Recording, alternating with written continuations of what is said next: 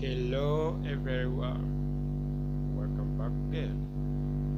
Hello everyone, welcome back again. Murakaza neza kuri YouTube channel. Murakaza neza kuri YouTube channel. Hello everybody. Hello everybody. Muraho mwese. Muraho mwese. What can I do for you? What can I do for you? Ukorera iki? Ukorera iki? Be careful driving. Be careful driving. Utware neza. Utware neza. Don't worry. Don't worry. Ntugire ikibazo cyangwa se ntubabare. Ntubabare.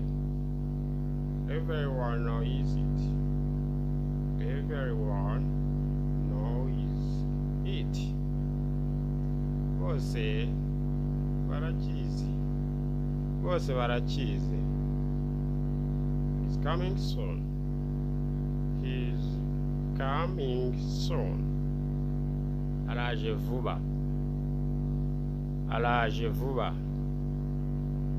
She's very famous. She's very famous. Ni icyamamare cyangwa se arazwi. I'm happy. I'm happy. Ndishimye. Ndishimye. I'm happy. They are hungry. They are hungry. Barashonje. Barashonje. I'm hungry. I'm hungry. Ndashonje. Ndashonje. I'm married. I'm married. Narashatse. Narashatse.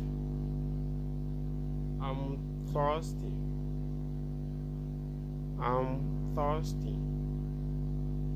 Mfite inyota. Mfite inyota.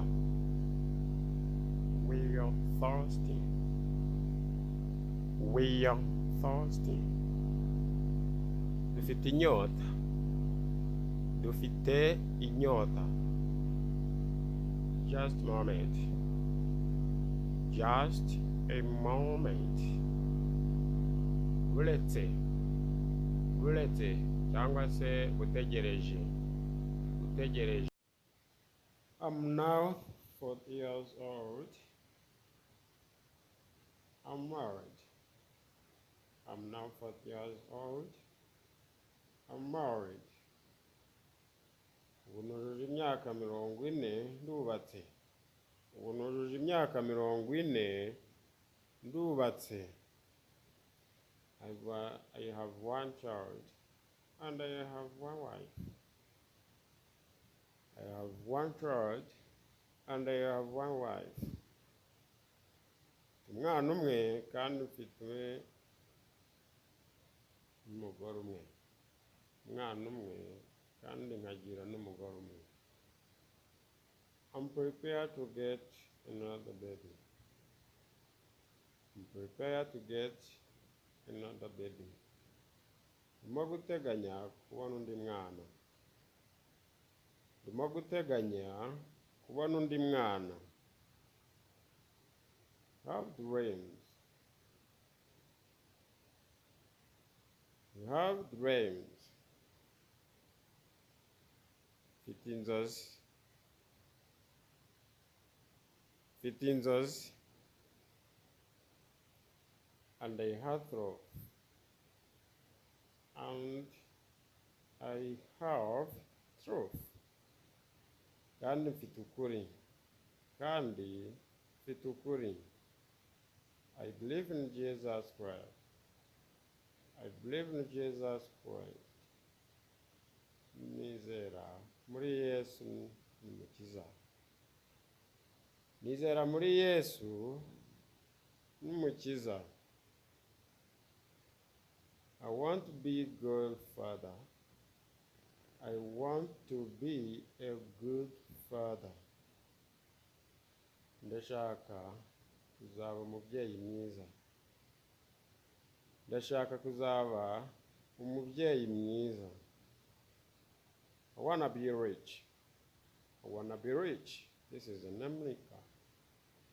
I want to be rich. I want to be rich. Ndashaka kuba umukire. Ndashaka kuba umukire. I don't have time to lose. I don't have time to lose. Nagiye mfite cyo gutakaza. Nagiye mfite cyo gutakaza. I have to continue. I have to continue. Mfite gukomeza. Mfite gukomeza. We bring new words. We bring new words. Tubazaniye amagambo mashya. Tubazaniye amagambo mashya. For.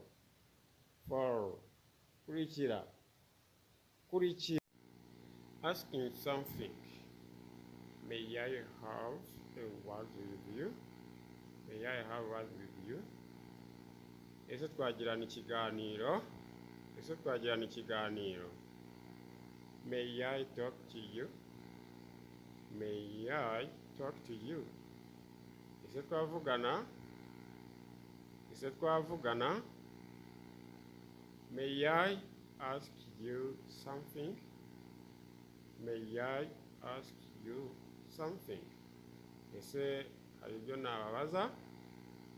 Ese hari ibyo nababaza? May I ask a question? May I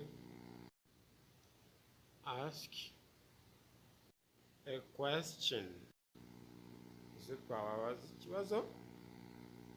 I'm on my way coming. I'm on my way coming. Ndi mu nzira nza. Ndi mu nzira nza. You're on your way coming. You're on your way coming. Uri mu nzira uza. Uri mu nzira uza. He is on his way coming. He's on his way coming. Ari mu nzira aza. Ari mu nzira aza. He is running. He is running. Arimo kwiruka. Arimo kwiruka. Cyangwa se arimo kwirukanka. It is on its way coming. It is on its way coming. Iri mu nzira iza. Iri mu nzira iza. Ishobora kuba ari inka cyangwa se imodoka. She is way coming. She is on she's way coming. Ari mu nzira aza. Ari mu nzira aza. Use feminine gender. Ushobora kuba ari umugore cyangwa se umukobwa. We are on our way coming. We are on our way coming. Turi mu nzira tuza. Turi mu nzira tuza. Except me, you are on your way coming. Uretse nje, uvuga kuri mwe, muri mu nzira muza. Muri mu nzira muza. They are on their way coming. They are on their way coming. Bari mu nzira baza. Bari mu nzira baza. I like themselves. I like themselves. Ndabakunda ubwabo. Use verb to have in present. Use verb to have in present. Koresha inshinga yo kugira mu gihe turimo. Inshinga yo kugira mu gihe turimo. I have food. I have food. Mfite ibiryo. Mfite ibiryo. You have food. You have food. Ufite ibiryo. Ufite ibiryo. He has food. He has food. Afite ibiryo. Afite ibiryo. We have food. We have food. Dufite ibiryo. Dufite ibiryo. You have food. You have food. Mufite ibiryo. Mufite ibiryo. They have food. They have food. Bafite ibiryo. Bafite ibiryo. Negative and affirmative. Negative and affirmative. Guhakana no kwemera. Guhakana no kwemera. What do you have? What do you have? Ufite iki? Ufite iki? Cyangwa se ni iki mufite?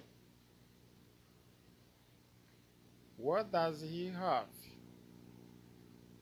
What does he have? Ni iki afite? Ni iki afite?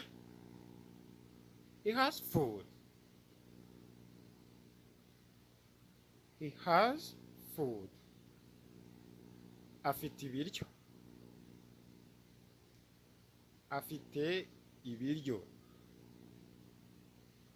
What are you cooking? What are you cooking? Urimo uteka iki? Urimo uteka iki? We are cooking sweet potato. We are cooking sweet potato. Urimo guteka ibijumba. Urimo guteka ibijumba. Today I want to eat it. Today I want to eat it. Uyu munsi ndashaka kubirya. Uyu munsi ndashaka